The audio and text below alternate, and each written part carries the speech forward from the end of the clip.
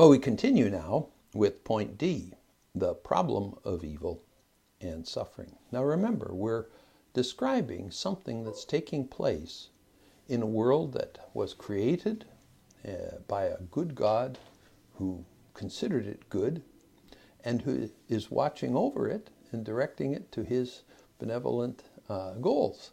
So now we've got a problem. What's all this evil about, and why is it still here? I mean, we could understand it if God was nasty, or if God was weak and incompetent and couldn't stop it.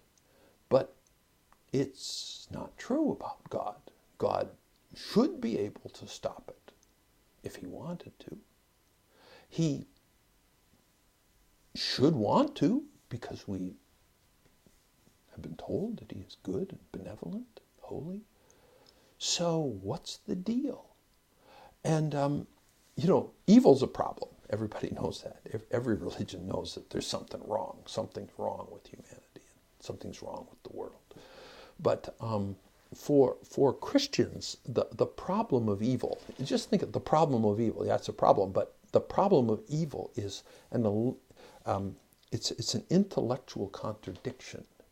It's a kind of syllogism that just doesn't add up. And it's been said, articulated in many ways. The skeptical philosopher of the 18th century in Scotland, David Hume, was perhaps the one whose framing of the problem has become most famous. But it always goes something like this. If God is perfectly loving, God would wish to abolish all evil. And if God is all-powerful, God must be able to abolish all evil. But evil still exists. Therefore, logically, one or the other of our two premises must be flawed. Maybe God is not all-powerful. Maybe God is not perfectly loving.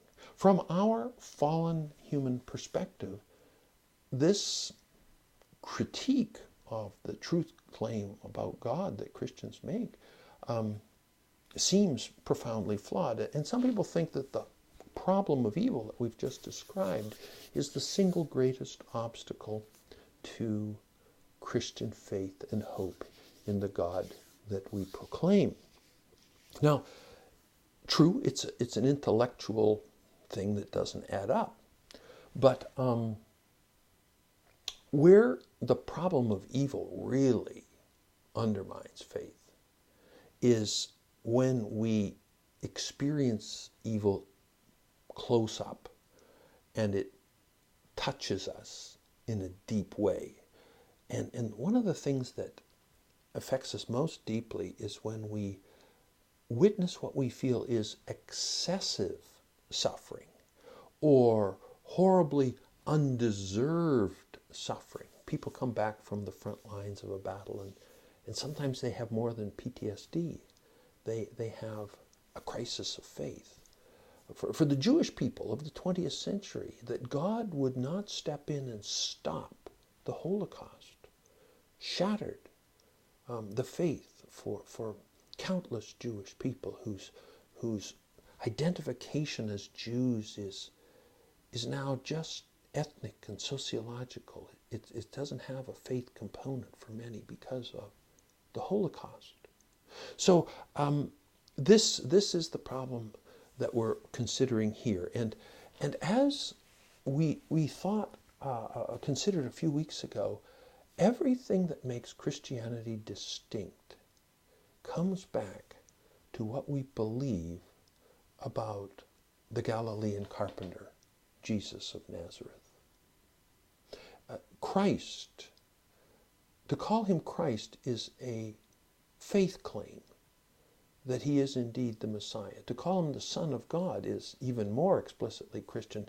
And once you do, you realize that even the answer to the problem of evil has to somehow come from Christ. And so that's why I put, number one, the significance of the Christ event. If a person wants to know what God is like, The Christian answer is, you can pick up some things about God from other sources, but if you want the most reliable indicator of who God really is, look into the face of Jesus Christ. That's where you get your most reliable, least distorted, altogether undistorted view of God. And in that, as you contemplate the possibility that God, the hidden God, is like the Christ who's been revealed in history, then you also see that this God is not unwilling to suffer alongside us in our pain.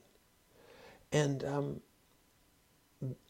we still don't have an answer why the pain persists, but it really helps us draw an accurate picture of the God who's behind all of history and creation, to know that he doesn't stay aloof and detached, comfortably sipping his martinis on a cloud while we grind it out in this hellhole sometimes.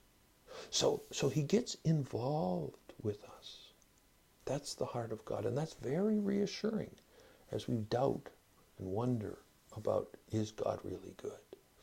And the other thing is that Christianity says, we get it, there's a problem, it's inexplicable, it's deeply disturbing, but it's temporary. That the answer lies in the future, when this will end.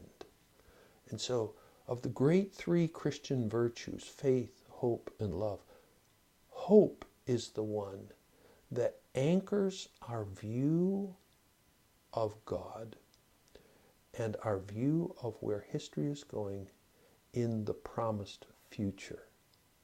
Hope is the confident and sustaining. Hope is the confident and sustaining anticipation of a positive future outcome. That's crucial. We are people on a journey. Now, I say here there's some other helpful considerations, and you see them listed there.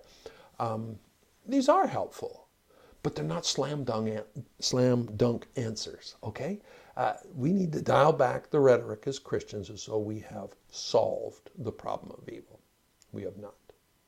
But there are things we can say and observe that cushion the blow a little bit of this outrageous enigma. That's the way we should handle those things, with appropriate humility. Okay? Don't overpromise. And then at the last, some options to reject. You know, people today, it's very cool, very hip to talk in terms of karma.